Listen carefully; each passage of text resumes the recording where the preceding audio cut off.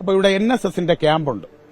അപ്പോൾ അതിന് ഇപ്പോൾ 4 ദിവസമായി ഇവിടെ വന്നിട്ടുണ്ട്. 10 ദിവസത്തെ ക്യാമ്പാണ്. അതിന്റെ സാധനങ്ങളെല്ലാം വാങ്ങിച്ച് ഇവിടെ കൊടുത്തു.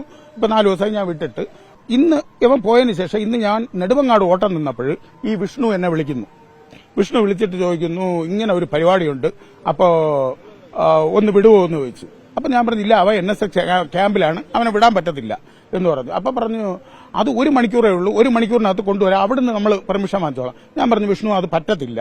ഒരു 10 മിനിറ്റ് കഴിഞ്ഞപ്പോൾ എന്റെ ഭാര്യ എന്നെ ഫോൺ ചെയ്തിട്ട് പറയുന്നു, വിഷ്ണു വീട്ടിൽ വന്നിട്ട് പറഞ്ഞു അവന്റെ യൂണിഫോം, മറ്റേ പരേഡിനുള്ള യൂണിഫോം ഒന്ന് വേണം, അവനെ പോലെ ഒരു പയ്യനെ കിട്ടിയിട്ടുണ്ട്, അവൻ ഇടാനാണ് എന്ന് പറഞ്ഞു. അപ്പൊ ഇവൻ എവിടെ വെച്ചെന്നറിയാതെ അവള് എല്ലാം അന്വേഷിച്ച് കണ്ടുപിടിച്ച് ചുറ്റിക്കൂട്ടി വെച്ചിരുന്നേനെ അവള് ഷർട്ടിനെ തേച്ച് ഇവരെ കൊടുത്തു. അപ്പൊ ചോദിച്ചപ്പോൾ പറഞ്ഞു അവനെ പോലെ ഒരു പയ്യനെ കിട്ടിയിട്ടുണ്ട്, അവന്റെ സൈസിലുള്ള ഒരു പയ്യനെ കിട്ടിയിട്ടുണ്ട്. സമ്മേളനത്തിന് പോയിരിക്കുന്നത് എനിക്ക് അറിഞ്ഞുകൂടാ.